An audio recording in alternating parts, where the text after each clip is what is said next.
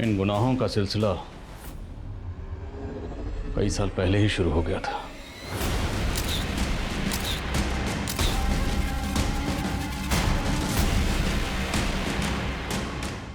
उनका हर कदम उस गुनाह की काली कहानी लिख रहा था।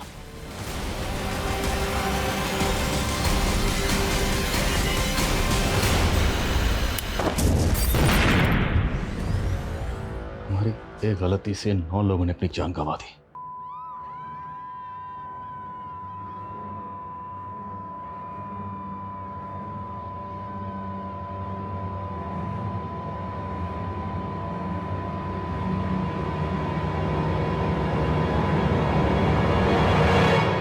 एक फूल की इतनी बड़ी सजा, और इस फूल ने हमारी वर्दी पर एक ऐसा दाग लगा दिया जो कभी नहीं मिट पाएगा।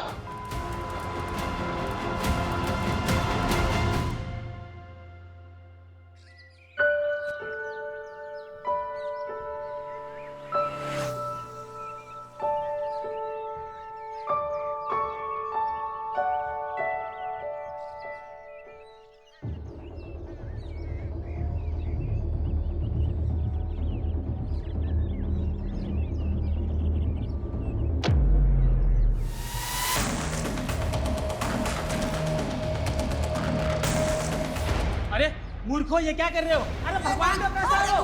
अरे रुको! चोर! चोर! अरे रुको, चोर! पकड़ो चोर! ए रुक रुक रुक! मंदिर का पैसा चुराता है? रुक!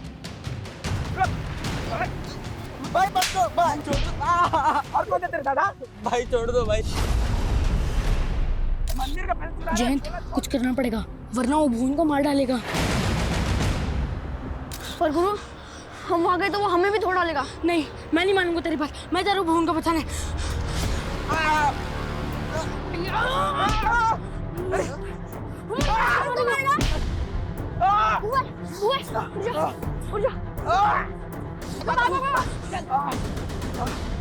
अरे नरक में जाओगे रे तुम!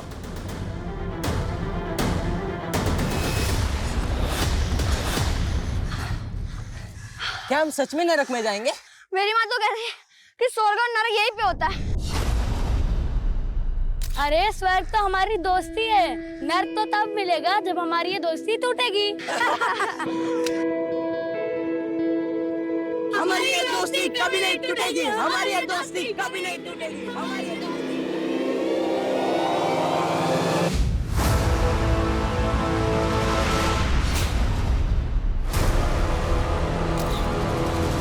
दोस्ती नहीं बची तो अब दोस्त भी नहीं बचेंगे। जयंत और गुरु को अगर मुझसे कोई बचा सकता है तो वो है सिर्फ उनकी मौत।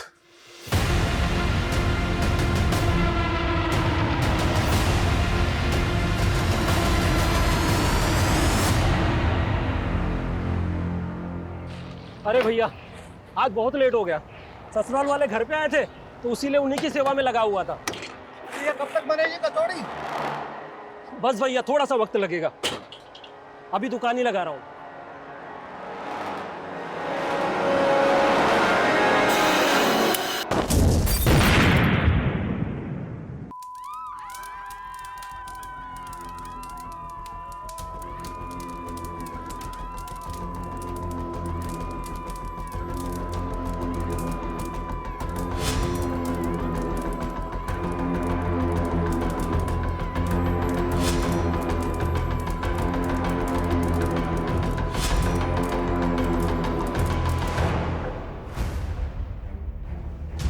ये माना जा रहा था कि ये धमाका किसी गैस सिलेंडर के फटने से हुआ है, लेकिन अब सामने आ रहा है कि ये धमाके के पीछे किसी आतंकवादी संगठन का हाथ भी हो सकता है। सरकार ने आश्वस्त किया है कि एटीएस पूरी गंभीरता से इस मामले की जांच करेगी। देखिए, हम जनता से अपील करना चाहते हैं कि वो पैनिक ना हो। हम जल्द से जल्द आरोपियों को पकड़ने की कोशिश करेंगे। राधिका बेटा, टीवी क्यों बंद कर दिया? पापा, नाना बनने वाले आप। ऐसी खबरें सुन के ना मेरा बच्चा डर रहा है। अच्छा, तो ये टीवी हमारे नाती ने बंद करवाया है। हाँ हाँ, तो समझ जाओ इशारा कि आगे आगे इस घर में हमारे नाती का राज चलने वाला है। बिल्कुल। वैसे नातिन भी तो हो सकती है ना? अरे भाई, राम जाने वो तो है, दोनों का ही वेलकम है यहाँ। अरे हाँ, तुमने दामाद जी से फोन पे बात कर ली ना कि भाई डिलीवरी के वक्त उन्हें फुर्सत मिल जाएगी काम से या नहीं? हाँ पापा, उन्हें तो बेसब्री से इस बच्चे का इंतजार है। वो तो हमें भी है। हाँ? नमस्ते चाचा जी। नमस्ते नमस्ते दीक्षा बेटी। ये लीजिए चाचा जी, आपके लिए स्पेशल करेले की चटनी, आपकी डायबिटीज में बहुत फायदा करेगी। भाभी, आप कितना सोचते हो पापा के लिए। हाँ भाई, कहीं तेरा ससुर बुरा ना मान जाए जो तुम हमारी इतनी सेवा करती रहती हो। मेरे ससुर आपके बचपन के दोस्त है चाचा जी, तो इस लिहाज से मैं आपकी भी तो बहू हुई ना। लेकिन वक्त के साथ बहुत कुछ बदल गया बेटा। तेरा ससुर जन तो अब भी मेरे नजदीक है, लेकिन वो भुवन। चिंता मत कीजिए चाचा जी, मेरी भी इच्छा है कि आप तीन लोग फिर से एक साथ हो जाएं, पहले की तरह। अब अच्छा चाचा जी, आपको याद है ना कि कल आप तीनों की जमीन में पानी भराई शुरू करनी और पूजा भी है। हाँ बेटा। इनकी इच्छा थी कि इस बार पूजा राधिका ही करे, लेकिन ये सोच रहे थे कि कहीं इससे भुवन जी और तुम्हारे ससुर चयन जी को कोई ऐतराज ना हो। अरे चाची जी, इसमें ऐतराज की क्या बात है? आप समझो कि कल पूजा राधिका ही करेगी। तू होती कौन है डिसाइड करने वाली कि पूजा कौन करेगा? बीवी हूँ आपकी और इस घर की बहू भी, और मैंने अरे पापा जी का बस चले तो अपनी सारी जमीन उन्हीं के नाम कर दे। तू आज के बाद वो करेगी जो मैं कहूंगा। सोहम, ज्यादा मर्दानगी मत दिखा। दीक्षा को मैंने अनुमति दी थी राधिका से पूजा कराने की, और राधिका भी मेरी बेटी जैसी है। बस बस बस, गुरु चचा दोस्त है आपके, सिर्फ दोस्त, परिवार नहीं है वो आपके। और ये बहू है, आपकी बेटी नहीं। सारे रिश्तों को उलझा के रखा हुआ है आपने।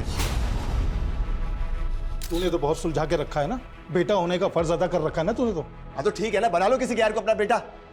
जब धोखा खाओगे ना तब पछताओगे।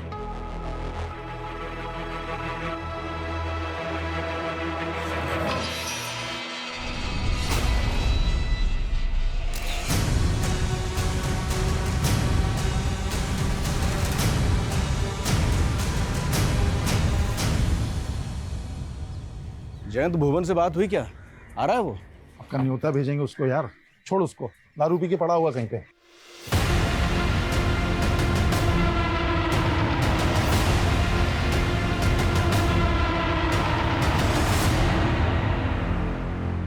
और उस जमीन को लेकर कितने सपने देखे थे हम दोस्तों ने, लेकिन वो कल तक मरने के लिए तैयार था और आज मिलना भी नहीं चाहता है। यार वो हमारी दोस्ती के काबिल ही नहीं है यार। लेकिन इस जमीन में उसका भी हिस्सा है, जो भी फसल होगी ना उसे भी भिजवा देंगे। अच्छा, मतलब मेहनत हम करें, फल वो खाएगा? पागल हो गया क्या? बचपन के दोस्त हैं हम, वो हमें गैर कर सकता है, लेकिन हम अपनी दोस्ती का फर्ज नहीं भूलेंगे, समझे? ठीक है यार। राधिका, राधिका, तुम फेथ, तुम यहाँ क्या कर रहे हो? हाँ राधिका, तुम इतने दिन बाद आई हो और मुझसे मिली भी नहीं। अभी तब तो मेरा पीछा छोड़ दो, मैं शादीशुदा हूँ। तुम और ये बच्चा दोनों मेरे, समझी? वेदी, क्या बकवास कर रहे हो? तुम जाओ यहाँ से। तुम्हें अपने पति को छोड़ के मेरे पास आना होगा। अगर तुम मेरी नहीं हुई ना तो मैं किसी की रहने भी नहीं दूंगा। देखो, मुझे धमकी मत दो, वरना मैं। वरना क्या? सिर्फ आधा घंटा दे रहा हूँ तुम्हें, बैग पैक कर और भाग चल मेरे साथ।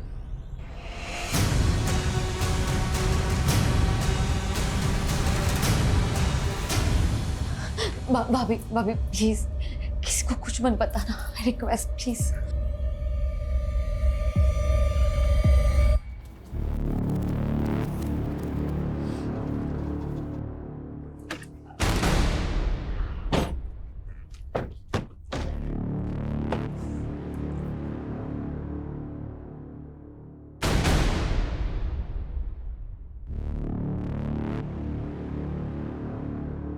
आओ राधिका बेटा, करो शुभारंभ।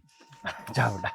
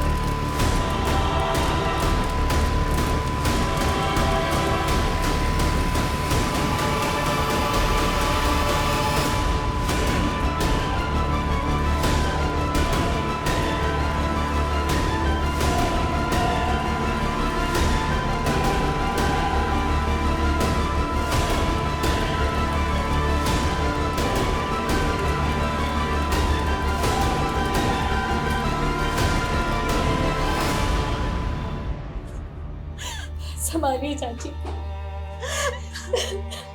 दीक्षा, ये सब कैसे हो गया दीक्षा?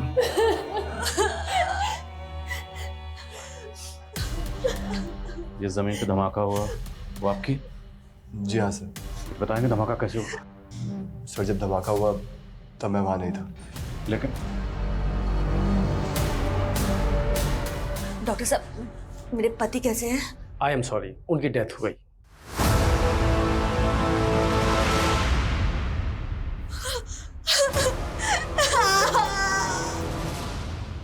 सर इस हादसे में 4 लोगों की जान चली गई। गुरु, उनकी प्रेग्नेंट बेटी राधिका और उनके खेत में काम करने वाले 2 वर्कर। और सर मेरे पापा? वो काफी सीरियस है, हमें उनका पैर काटना पड़ा।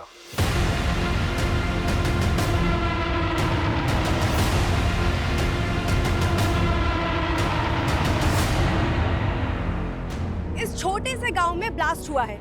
इस ब्लास्ट में 4 लोगों की मौत और 1 व्यक्ति गंभीर रूप से घायल है। धमाके की वजह अब तक पता नहीं चल पाई है। सर आप इस बारे में क्या कहना चाहते हैं? मैम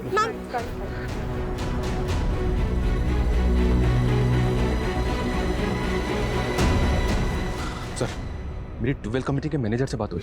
उसका कहना है कि मशीन में तो कोई प्रॉब्लम नहीं थी। तो धमाके की वजह क्या थी? सर, फॉरेंसिक को ट्यूबवेल में एक्सप्लोजिव के ट्रेसेस मिले। शायद एक्सप्लोजिव को ट्यूबवेल में प्लेस किया गया था।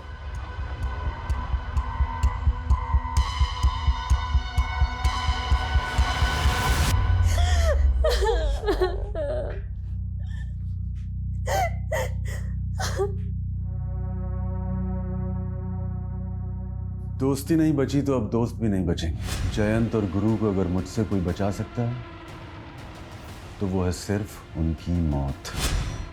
मेरा पूरा परिवार तबाह हो गया।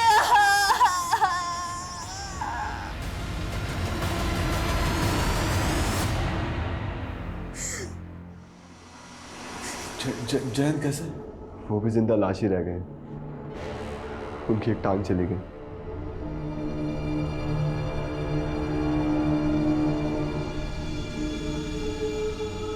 हम तीनों मिलके ना एक बड़ी सी जमीन खरीद लेंगे और उस पे हम खेती करेंगे और हम तीनों भाइयों की तरह हमेशा एक साथ रहेंगे। भाइयों, सालों का सपना पूरा हो गया।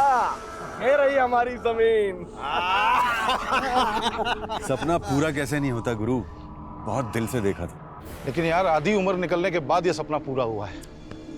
अगर तुम दोनों से पहले मैं ऊपर निकल लिया ना तो जमीन तुम दोनों के नाम। जयंत पागल हो गया क्या? अरे शुभ शुभ बोल, क्या बोली जा रहा है? वैसे तेरी बात में दम है जयंत। अगर हम तीनों में से कोई भी पहले निकल गया ना भगवान से मिलने, तो जो बच गया जमीन उसकी। अबे फिर तो गुरु की लॉटरी निकल जाएगी। मेरी क्यों? अबे जोशी ने बोला है 100 साल जिएगा कम वक्त। फॉरेंसिक रिपोर्ट के मुताबिक बम बनाने के लिए जिलेटिन स्टिक्स और बारूद का इस्तेमाल किया गया और बम को ट्यूबवेल के पावर स्विच के साथ कनेक्ट किया गया ताकि जैसे ही ट्यूबवेल ऑन हो धमाका हो जाए।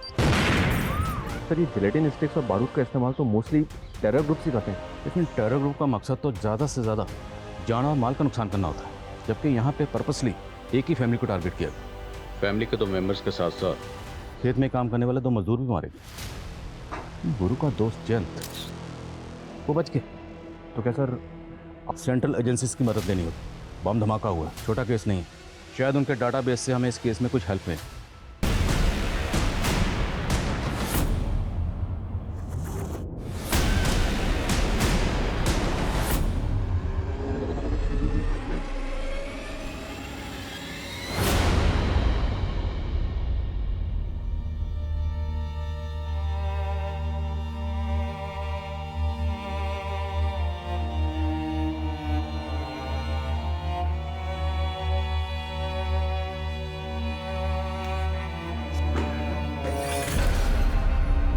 ये सब कैसे हो गया? मुझे मेरी बीवी और मेरा होने वाला बच्चा वापस चाहिए। अरे आपके भरोसे छोड़ के गया था मैं उसको, आपने उसका इतना भी ख्याल नहीं रखा। अरे उसके बिना मैं कैसे जीऊंगा अभी?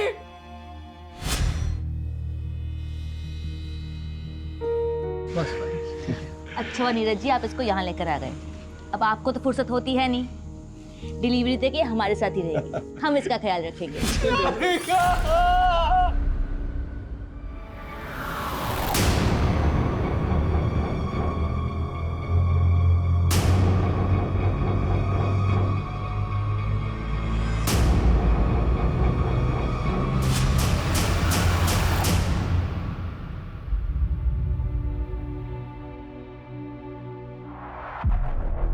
अच्छा, आजकल अपने बाप का हालचाल लेना भी छोड़ दिया। मुझे जिंदा देख के खुश नहीं ना तू? क्या मतलब है आपका? उस दिन था कहाँ जिस दिन ये धमाका हुआ?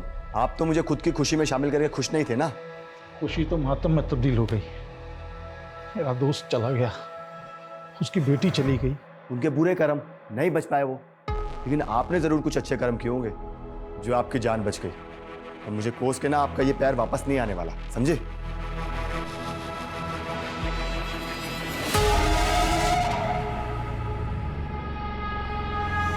ये लीजिए पापा जी, आपकी दवाई का समय हो गया।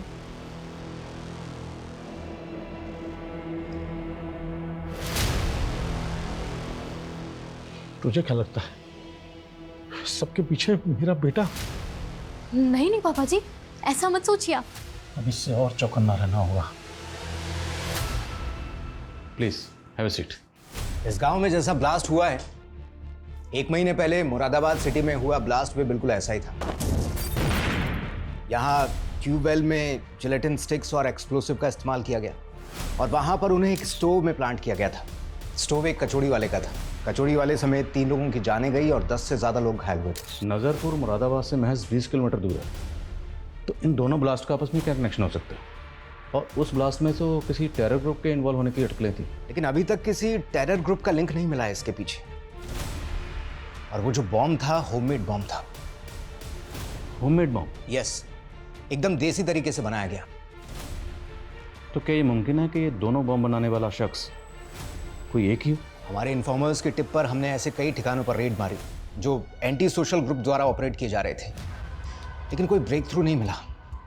हमारे लिए सबसे बड़ा सवाल ये है कि ये जिलेटिन स्टिक्स और डिटोनेटर उस अननोन बॉम्ब मेकर तक पहुंच कैसे रहा था। जिलेटिन स्टिक्स मोस्टली माइंस में ब्लास्ट के लिए इस्तेमाल होती हैं, तो हो सकता है वहाँ से किसी ने। लेकिन इंटेलिजेंस तो माइंस ब्लास्टिंग के ठेके लेने वाली हर कंपनी पर कड़ी नज़र रखती है। उन्हें जो जिलेटिन स्टॉक्स अलॉट होता है, वहाँ से तो एक भी बॉक्स का इधर उधर होना इम्पॉसिबल है।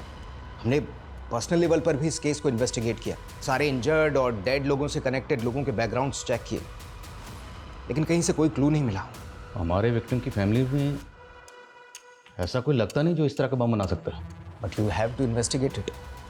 मुझे लगता है अब हमें इस केस को फ्रेश पर्सपेक्टिव से देखना होगा। We have to take personal angle. हमें देखना होगा कि हमारे विक्टिम की फैमिली से जुड़ा वो कौन शख्स है जो इस तरह का होममेड बम बनाकर ये धमाके कर रहा है।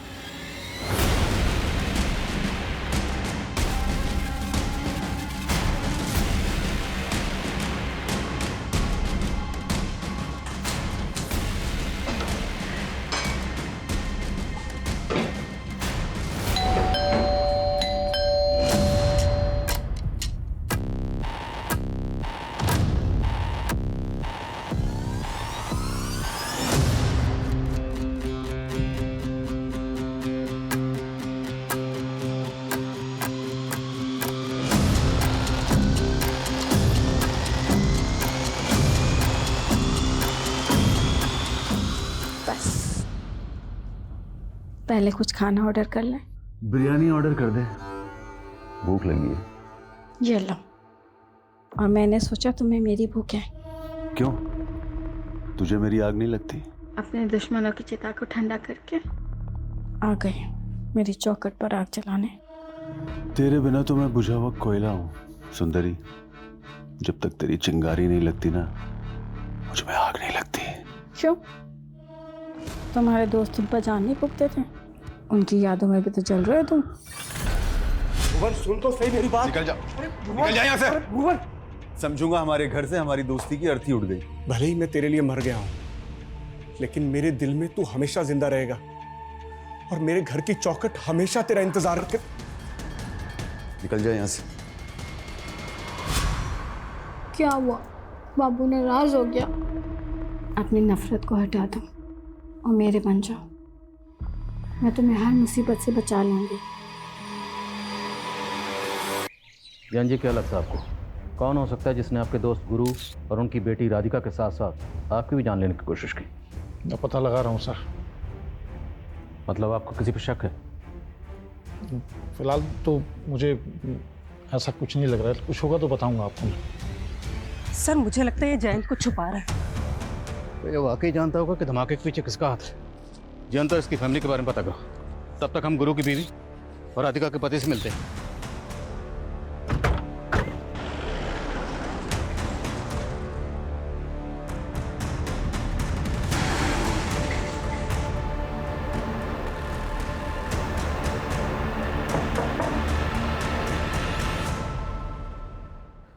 आपको किसी पे शक कोई ऐसा है जो आपकी बेटी राधिका और आपके पति गुरु को इस तरह मरवा सकता है?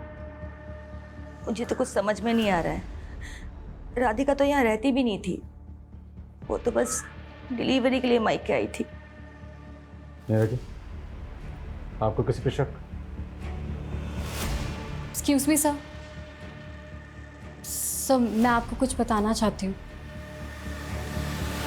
तुम्हें अपने पति को छोड़ के मेरे पास आना होगा। अगर तुम मेरी नहीं हुई ना तो मैं किसी की रहने भी नहीं दूंगा। दीक्षा भाभी आप क्या बोल रही हो? सॉरी नीरज जी, लेकिन यही सच है।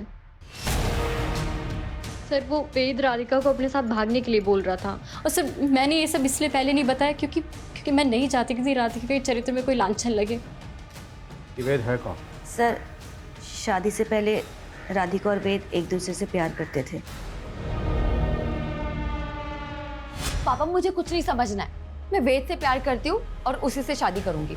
वो जाहिल गवार इस घर का नौकर बनने के लायक नहीं है, और तुम उसे घर का दामाद बनाना चाहती हो। पापा भले उसे अपना दामाद ना बनाओ, लेकिन मैं उसे अपना पति मान चुकी हूँ। राधिका, राधिका मैं तेरे हाथ जोड़ता हूँ, मेरी बात मान जा बेटा।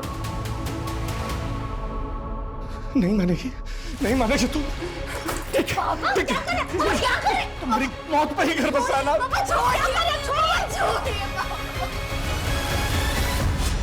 इसके बाद राधिका वेद को भूल गई थी। नीरज जी, आपकी और राधिका की शादी को कितना वक्त हुआ? 7-8 महीने सर। तो इन 7-8 महीनों में राधिका ने कभी अपने पास्ट के बारे में आपको कुछ नहीं बताया? नहीं सर।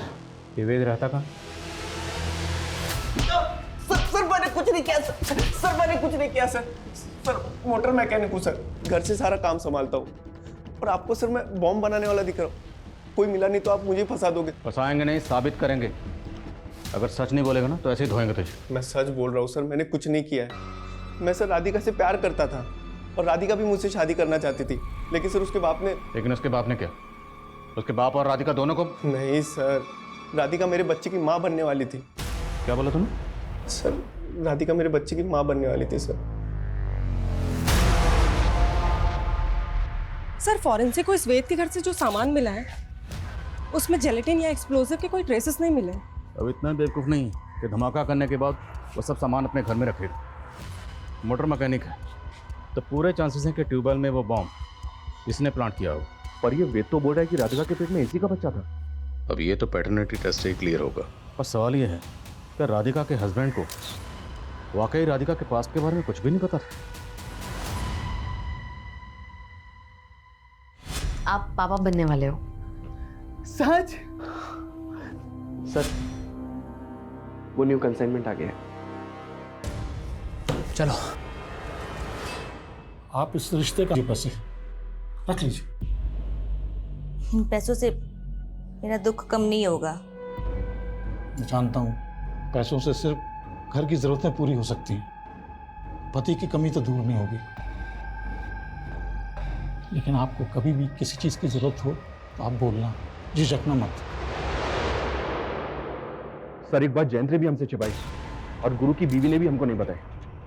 कौन सी बात? हम सिर्फ जयंत और गुरु को इस जमीन का हिस्सेदार समझ रहे थे, जबकि इस जमीन का एक तीसरा हिस्सेदार भी है। जयंत और गुरु का दोस्त भुवन, ये तीनों हर साल इस जमीन पे पहली पानी भराई और पूजा करते थे। लेकिन इस साल इस अवसर पे भुवन शामिल नहीं हुआ था। क्यों? जयंत और गुरु का भुवन से झगड़ा चल रहा था। मजदूरों का कहना है कि इन तीनों की दोस्ती टूट चुकी थी। तो क्या गहरी दोस्ती गहरी दुश्मनी में बदल गई? इतनी गहरी कि दोस्त ने दोस्त की जान ले ली? हो सकता है सर। वो कहते ना, इस सारे संसार में फसाद की जड़ सिर्फ ये 3 चीजें, जर, जोरू और जमीन। अगर हम तीनों में से कोई भी पहले निकल गया ना भगवान से मिलने, तो जो बच गया जमीन उसकी। हम आप लोगों से ये जानना चाहते हैं कि पानी भराई और पूजा की परंपरा में अचानक बदलाव क्यों और कैसे किया गया? क्योंकि पूजा तो आप तीनों दोस्त हर साल तीनों मिलकर ही करते थे। सर इस बार भुवन तो आया नहीं था, तो गुरु चाहता था कि इस बार की पूजा राधिका के हाथों हो। क्या कोई बाहर वाला आदमी जानता था कि पूजा में राधिका शामिल होने वाली? आप ऐसा क्यों पूछ रहे हैं? अगर इस पूजा की परंपरा में बदलाव नहीं किया गया होता तो भुवन की गैरहाजिरी में पूजा में आप और गुरु बैठे, राधिका नहीं। मतलब ये कि टारगेट आप और गुरु दोनों हो सकते हैं। अब ये बताइए वो कौन हो सकता है जो दोनों जमीन मालिकों को मारना चाहता था? भुवन पे तो शक नहीं है आपको? तो आप बताइए, अगर भुवन ऐसा कर सकता है तो ऐसा क्यों करेगा? क्योंकि सर हमारी सालों की दोस्ती एक बहुत बुरे मोड़ पे आके टूटी थी। जैन, अरे भुवन को तुझसे कुछ बात करनी है। अरे तो तू बिचौलिया क्यों बन रहा है? वो बोलेगा ना। यार हमारी दोस्ती का रिश्तेदारी में नहीं बदल सकती।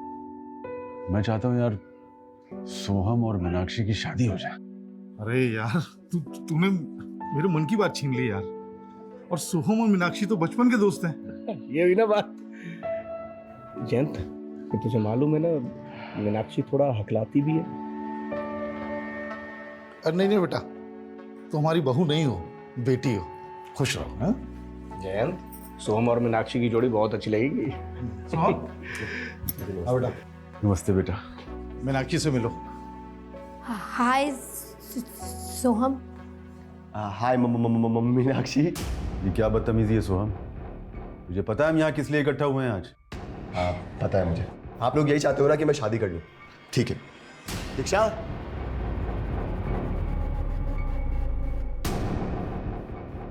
आओ ना। और ये है दीक्षा, और ये सिर्फ मेरी गर्लफ्रेंड नहीं है बल्कि हम लोगों ने कोर्ट मैरिज कर लिया। So now she is my wife. और हाँ एक बात और, ये मीनाक्षी की तरह हथलाती भी नहीं है। बदतमीज। सॉरी मीनाक्षी। सोहम ने हमेशा मेरा सिर झुकवाया सर। तो आपकी अपने बेटे से भी नहीं बनती थी? क्या बताऊं सर, एक गलतफहमी उसके मन में घर करके बैठी थी। कैसी गलतफहमी? सर मेरी बीवी ने सुसाइड कर लिया था। उस समय सोहम बहुत छोटा था और मेरी बीवी डिप्रेशन में रहती थी, इसलिए उसने ऐसा सब कुछ किया। लेकिन सोहम को लगता था कि उसने मेरी वजह से सुसाइड कर लिया। गुरु से क्या प्रॉब्लम थी भुवन को? सर यही कि उसने रिश्ता करने के लिए बोला था। फिर तो सोहम की सजा जयंत को क्यों दे रहा है? तूने देखा ना सोहम ने किस तरह मजाक उड़ाया मेरी बेटी का। और मीनाक्षी उसे बचपन से चाहती थी, और तू कहीं और देखेंगे। क्या कर सकते हैं आप? उसने शादी कर ली है। और फिर मीनाक्षी बेटा आना इधर। बेटा सुन तो सही, हम क्या रहे।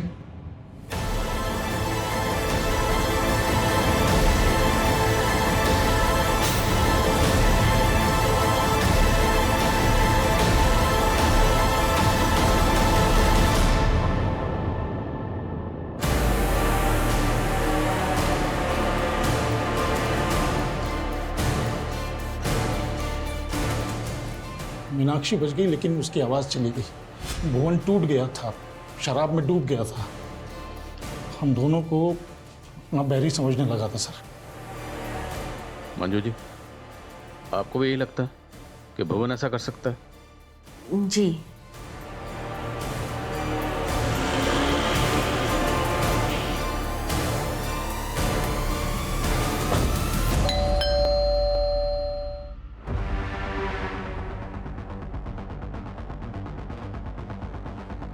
भुवन कहाँ है?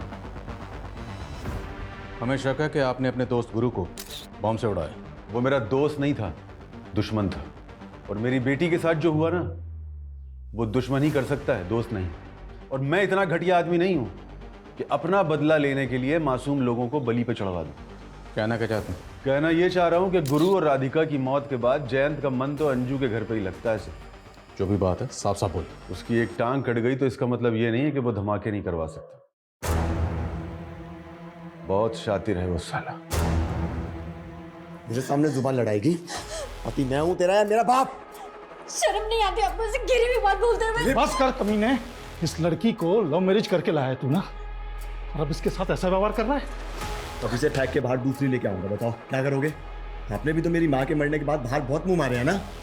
और अब ये गुरु चाचा की बीवी को ले जा रहे हैं। वाह तमीज! गलत किया मैंने जो अपनी जबान बंद रखी। पुलिस को तेरा नाम बता देना चाहिए था मुझे। आदिल खान जी, कहाँ तक पहुंची आपकी जांच? पर्सनल एंगल तो कई सामने आए, लेकिन अभी तक हमारे हाथ में एक भी ऐसा पुख्ता सबूत नहीं लगा जिससे ये लगे कि हमारी सस्पेक्ट लिस्ट में कोई ऐसा है जो इस तरह बम बनाकर ये जुर्म कर सकता है। Okay sir, paternity test report आ गई है। राधिका के पेट में जो बच्चा था वो वेद का ही था। तो अगर नीरज ये राज जानता था, वो भी अपनी बीवी राधिका को इस बेवफाई की सजा दे सकता है। ये नीरज अपनी बीवी के साथ बरेली में रहता था ना? तुरंत बरेली जाओ, उसके घर में सर्च करो। Okay sir.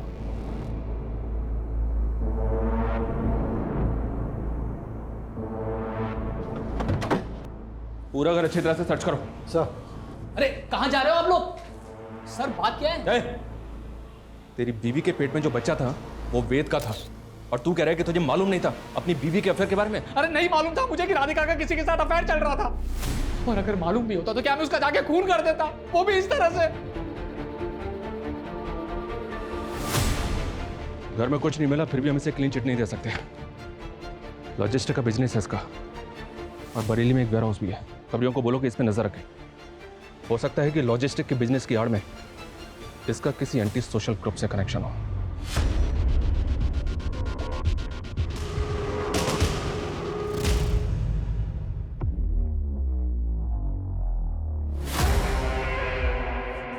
पापा जी आपकी चाय। पापा जी इतना कैश लेके आप कहाँ जा रहे हैं? मैंने और गुरु ने मिलके एक ट्रैक्टर लेने का सोचा था। अब गुरु तो रहा नहीं, लेकिन उस जमीन पे खेती तो करनी है ना, बस इसलिए ट्रैक्टर खरीदने जा रहा हूँ। पापा जी क्या आपको वाकई लगता है कि वो ब्लास्ट सोहम ने? मैं लेट हो रहा हूँ, चाय नहीं पी पाऊंगा।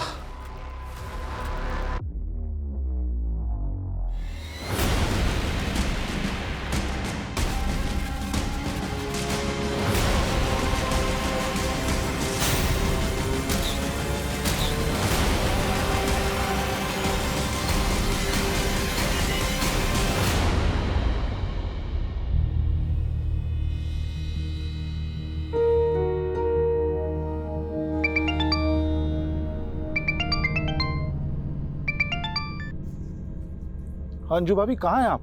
देखिए, मैं वहाँ आके लोगों की नज़र में नहीं आना चाहती। वैसे भी आपका बेटा आपको और मुझे लेकर शक करता है।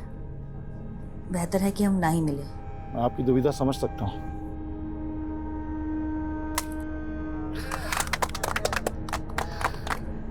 चलिए पापा जी, पहली बार ट्रैक्टर आप स्टार्ट कीजिए।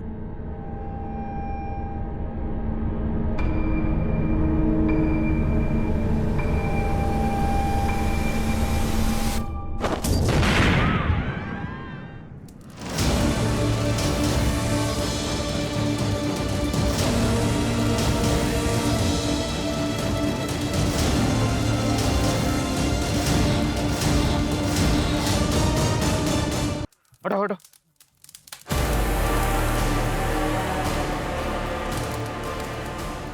शर्मा, लोग जिंदा, एम्बुलेंस बुलाओ तुरंत। यस।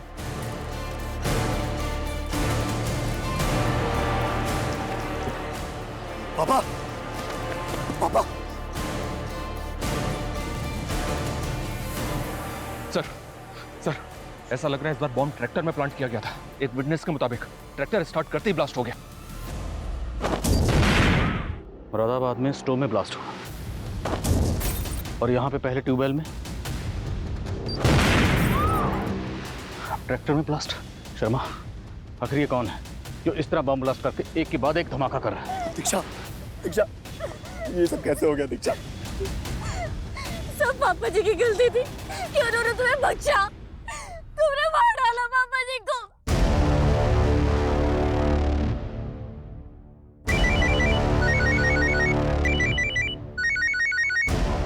हेलो, क्या ब्लास्ट हो गया? कुछ ही हफ्तों के अंदर ये तीसरा ब्लास्ट हुआ है और पुलिस सिर्फ तीनों ब्लास्ट में मरने वाले लोगों की आपसी रंजिश में उलझी हुई है। क्या उन्हें नहीं लगता इसके पीछे कोई और बड़ी साजिश? मैं कम इन सर? कम इन। सर हमें सोहम पे ट्यूबवेल वाले ब्लास्ट के दौरान भी शक था, और इस बार तो इसकी बीवी भी। लेकिन शर्मा, क्या सोहम इस तरह का बॉम्ब बनाने में शामिल हो सकता है? मत भूलो, फॉरेंसिक के मुताबिक ये बॉम्ब लो इंटेंसिटी का था, लेकिन इस बॉम्ब में भी गिलेटिन स्टिक इस्तेमाल हुई, और जिस तरह से ये बॉम्ब ट्रैक्टर में प्लांट किया गया, ये किसी एक्सपर्ट का काम है। हम और अंधेरे में तीर नहीं चला सकते। ये मीडिया वाले पहले हमारी धज्जियां उड़ा रहे हैं कि हमारी तहकीकात गलत डायरेक्शन में जा रही है। तो सर हमें क्या करना चाहिए, क्योंकि एटीएस को भी फिलहाल ऐसा कोई क्लू नहीं मिला है जो हमें हेल्प करे। अभी तक हम नज़रपुर में जो ब्लास्ट हुए हैं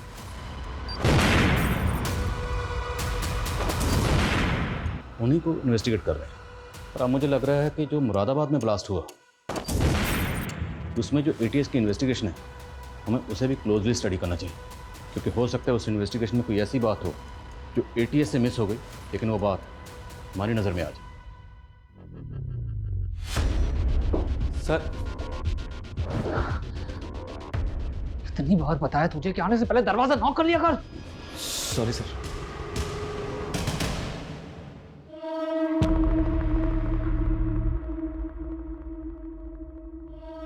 तुम अपनी नफरत को बुला दो, मैं तुम्हें हर मुसीबत से बचा लूंगी। सर एक बात हमसे कंप्लीटली मिस हो गई। भुवन का फोन 18 तारीख को मुरादाबाद में एक्टिव था, और 18 तारीख को ही मुरादाबाद सिटी में ब्लास्ट हुआ था। ये भुवन मुरादाबाद में जाता कहाँ? सर वो तो पता नहीं, लेकिन ये अक्सर मुरादाबाद जाता रहता है, और ये जब जब मुरादाबाद गया है इसका फ़ोन उस लोकेशन पे भी एक्टिव रहता था जहाँ जहाँ ब्लास्ट हुआ था। हो सकता है ये वहाँ रेकी करने जाता हो। सर मुरादाबाद तो रोज़ हज़ारों लोग आते जाते हैं। मैं मुरादाबाद गया और मैंने बम ब्लास्ट कर दिया। तो ये बता कि मुरादाबाद में जाता कहाँ? सुंदरी के यहाँ गया था। कौन सुंदरी? प्रोस्टिट्यूट है सर। 18 तारीख की रात में उसी के साथ। सब पता किया हमने। तो मुरादाबाद में कुंजा मार्केट भी जाता, वही कुंजा मार्केट जहाँ पे ब्लास्ट हुआ था। बोल क्या छिपा रहा? सर मैं तो उस मार्केट में कचौड़ी खाने जाता हूँ गांव लौटने से पहले। करेक्ट, कचौड़ी खाने वाले के गैस स्टोव में ब्लास्ट हुआ 18 तारीख को। बोल। सर वही तो मैं कह रहा हूँ, उस दिन मैं उस मार्केट में गया ही नहीं। सुंदरी के घर से निकला और सीधा अपने गांव वापस चला गया। शायद मेरी किस्मत अच्छी थी। उस दिन अगर उस मार्केट में गया होता तो बम ब्लास्ट में मैं भी मारा गया होता। तू कहना क्या चाहता है? कोई ऐसा है जो तुझे मारना चाहता है? मुझे कौन मारेगा सर? तुम लोग 3 दोस्त हैं, तू, भुवन और गुरु। गुरु मारा गया ट्यूबवेल ब्लास्ट में, और जयंत मारा गया ट्रैक्टर ब्लास्ट में। तो तीनों दोस्तों में से बचा कौन? तू। और ब्लास्ट कहाँ पे हुआ? कुंजा मार्केट। वही कुंजा मार्केट जहाँ तू अक्सर जाता है। शायद कोई ऐसा है जो ये जानता है कि तू जब भी मुरादाबाद आता है तो कुंजा मार्केट ज़रूर जानता है, इसीलिए ब्लास्ट कुंजा मार्केट में किया गया।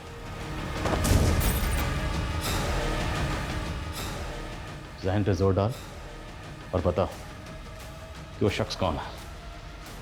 सर ये बात तो सिर्फ सुंदरी जानती। निकल यहाँ। अरे लेकिन मुझे अभी तो अंदर अरे तू जान। अरे सर सर सर लो, मैंने पकड़ लिया। अरे सर मैंने पकड़ लिया। इसको भी लेके चलो। अरे मुझे क्यों लेके जा रहे हो? मैंने क्या किया? मैंने क्या किया? अरे साहब मेरा काम है धंधा करना, अब चाचा हो या भतीजा मुझे क्या फर्क पड़ता है, और इन दोस्तों को मार के मुझे क्या मिलेगा? सर मेरा कोई लेना देना नहीं है नवाकों से। अगर कुछ भी छुपाया ना और हमें पता चला तो उधेड़ेंगे तुझे। और छुपाने को बचा ही क्या है, सब कुछ तो सामने खुल गया है। 18 तारीख को मुरादाबाद में हुए ब्लास्ट से 10 दिन पहले 8 तारीख को बरेली रोड पर दंगे हुए थे।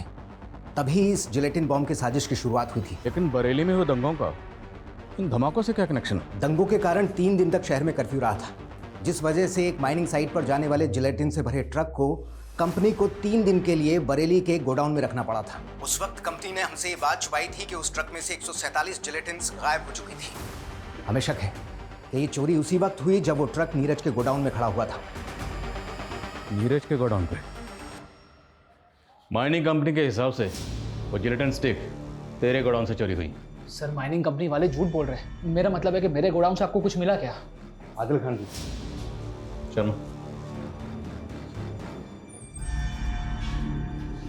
इस नीरज के गोडाउन से किसी भी तरीके का एक्सप्लोसिव या जिलेटिन नहीं मिला है। कहीं ठिकाने लगा दिया होगा, 2 लगाएंगे सब उगल देगा। ये उस दिन की वीडियो फुटेज आई है मेरे पास, जिस दिन जिलेटिन से भरा ट्रक इसके गोडाउन में खड़ा था। सर ये मोहित है। कौन मोहित? सर दीक्षा का भाई।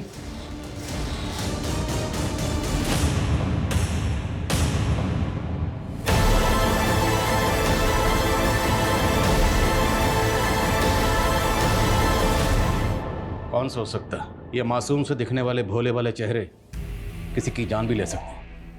सर वो तीनों इंसान नहीं, जानवर थे, जानवर। सर उन तीनों ने मिलकर हमारी माँ का रेप किया था। हमारी माँ का रेप? 10 साल पहले, जब मैं और मोहित बच्चे थे और हमारी माँ एक गेस्ट हाउस में सफाई का काम करती थी। अरे सर आप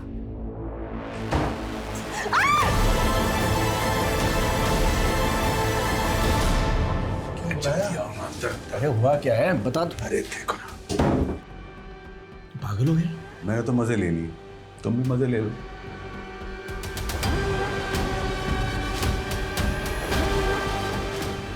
अब तू क्या सोच रहा है? सच्चा दोस्त वो होता है ना जो हर बुरे काम में और अच्छे काम में दोस्त का साथ दे। अरे चल जाना, क्या सोच रहा है? चल। क्या करना है उसका? करना क्या है यार, अब निकलते हैं हम यहाँ से। सरिता, सरिता, सरिता, क्या हुआ तुम्हें? सरिता, हमारा बाप गया था पुलिस के पास मदद मांगने के लिए, पर किसी ने उनकी बातों को सीरियसली नहीं लिया। हमारा बाप टूट चुका था। उसने हमारी माँ के साथ मिलकर हमें जहरीला खाना खिलाया, सुसाइड करने की कोशिश की। लेकिन हमारे पड़ोसी आ गए और हमें हॉस्पिटल ले गए। हम तो बच गए सर, लेकिन हमारे माँ पापा ने उन्हें खो दिया। हमने बचपन में ही ठान लिया था कि एक दिन इन तीनों से जरूर बदला लेंगे। सर हमारे मामा ने हमें पाला, हमने पढ़ लिख के खुद को इस लायक बनाया कि हम उनकी बराबरी कर सके और सबसे पहले उनके घर में घुस के उन्हें घात लगा सके। इसलिए मैंने सोहम के ऑफिस में जॉब ढूंढ ली और उसे प्यार के जाल में फंसा के उससे शादी कर ली। और ये है दीक्षा, और ये सिर्फ मेरी गर्लफ्रेंड नहीं है बल्कि हम लोगों ने कोर्ट मैरिज कर लिया। So now she is my wife. और अपने भाई मोहित को नीरज के यहाँ नौकरी पर लगवाया। और वो जिलेटिन और बारूद तो 1.5 महीने पहले ही नीरज के गोदाम में आए थे। तो क्या तुम लोगों ने पहले ही उन्हें बॉम्ब से? हम तो उन तीनों को बहुत पहले ही मार देना चाहते थे, पर हम कुछ ऐसा सोच रहे थे जिससे कि हम ना फंसे। फिर हमें जिलेटिन का आइडिया आया, तो हमने सोचा कि क्यों ना इस मर्डर को बॉम्ब ब्लास्ट की शक्ल दे दें। बॉम्ब बनाना हमने इंटरनेट से सीखा। और भुवन जब भी मुरादाबाद जाता था, सुबह 10 बजे के आसपास वो ठेले पे आके कचौड़ी खाता था। तो हमने एक रात पहले ही उस ठेले के स्टोव पे बॉम्ब प्लांट कर दिया था। लेकिन उस दिन बॉम्ब स्टॉल गया ही नहीं, सब बच गया। फिर तुम लोगों ने ट्यूबवेल में बॉम्ब प्लांट किया जिसमें गुरु मारा गया। कि जयंत बच गया, इसलिए हमने ट्रैक्टर में बॉम्ब प्लांट किया सब। और अफसोस इस बात का रहेगा कि हम भुवन को नहीं मार सके। मैं मानता हूं तुम दोनों की मां के साथ जो हुआ वो गलत हुआ और जिसने ये किया उसे सजा मिलनी चाहिए थी। पर तुम दोनों ने क्या किया? खुद ही निकल पड़े बदला लेने के लिए, और बदले की आग में इतने अंधे हो गए कि ये भी नहीं देखा इतने मासूम लोगों को मार डाला।